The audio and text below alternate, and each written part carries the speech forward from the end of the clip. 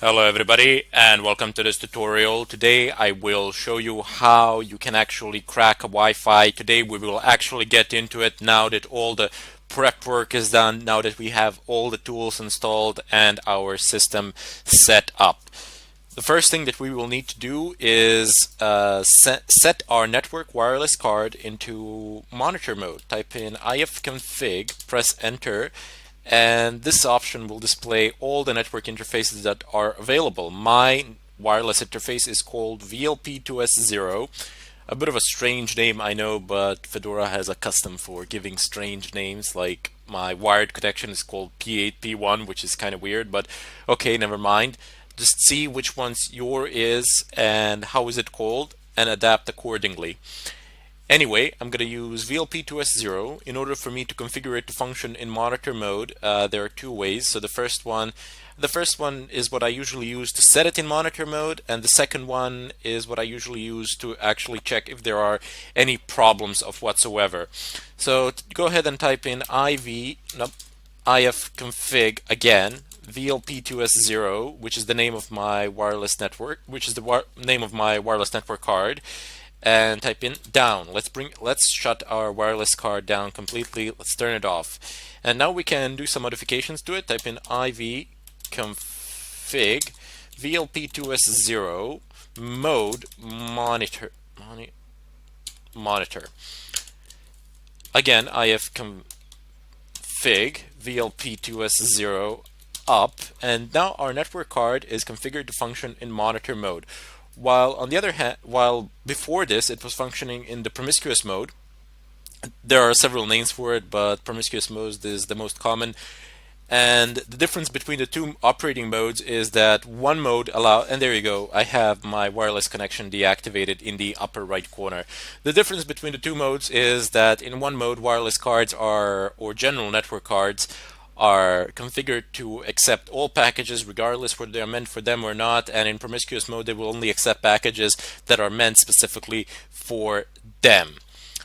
Now I'm going to go ahead and clear the screen, and I will finally start using some of the software packages that come with Aircrack. I have a list of commands here for you which we will use today on my right side, and we're going to use a few other ones, but these are the basic ones. These are the ones that you absolutely need to know.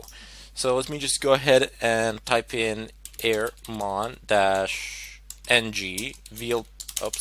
check VLP2S0. I want to see if there are any possible processes that could cause problems, that could cause interference, and I see that there are quite a bit of them.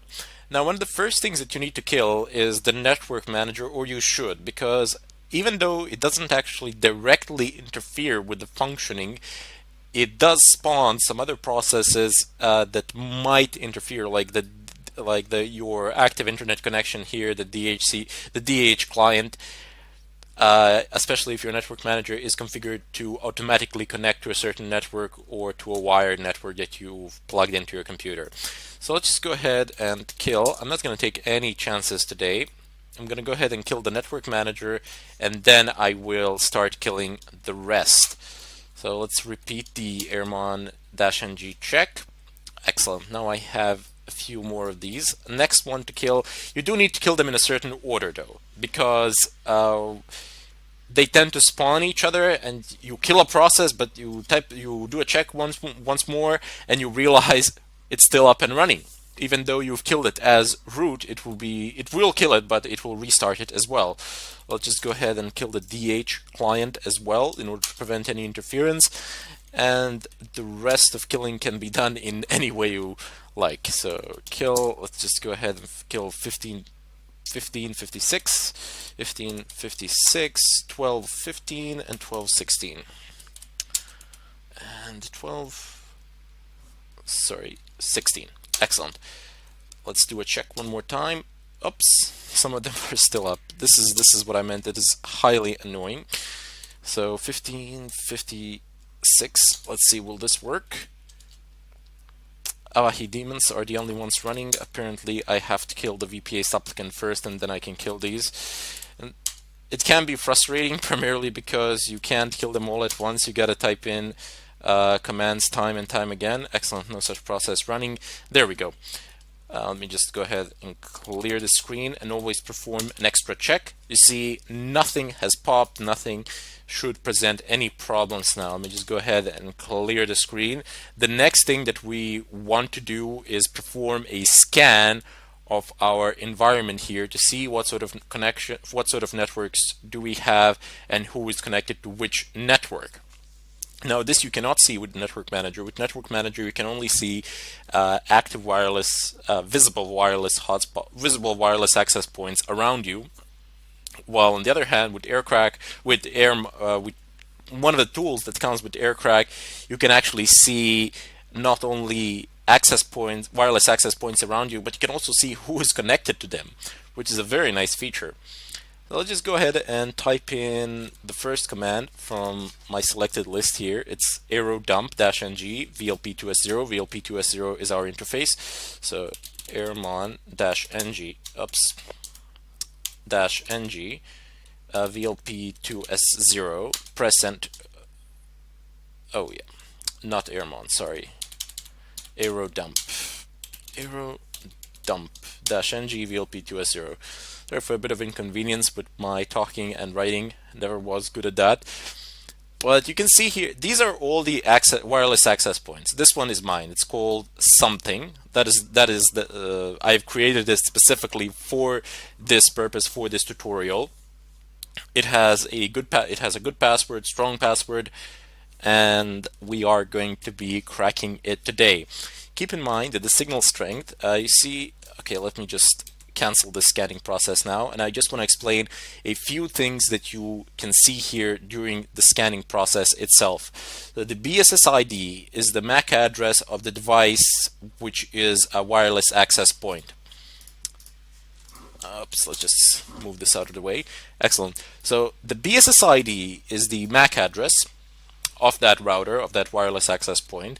The PWR is the strength of the signal. So the smaller this minus is, so let's say minus 30, minus 15 is a lot better than minus 30. Let's put it so. Minus 57, you're going to have, it's not going to be the best of connections. Minus 78 or minus 84, yeah, you might be able to connect to them, but this is not going to be a good connection at all.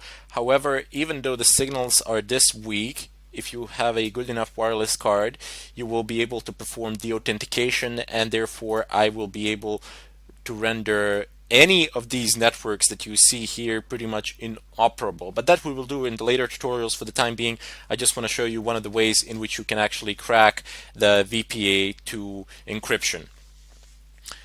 The DOS attacks are very useful. I mean, they can practically render almost any Wi-Fi network out there useless. Nobody will be able to connect to it, or you can deauthenticate a specific client on the network, which is also extremely useful.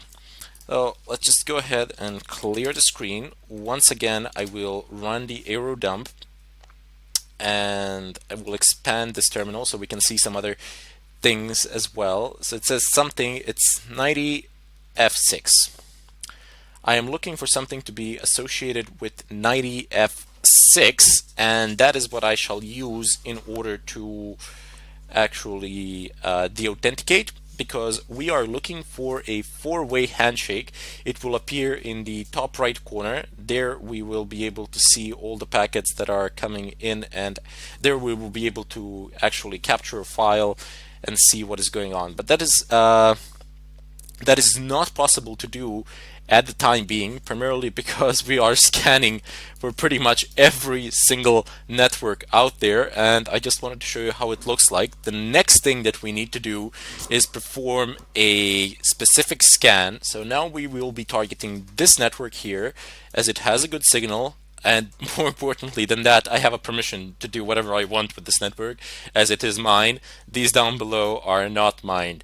Also keep in mind that we are not doing anything illegal here, anything of a kind. Everything that you see here is pretty much public information, because this is what all the Wi-Fi routers around me are broadcasting. They are broadcasting their MAC address, and they are broadcasting the name, basically.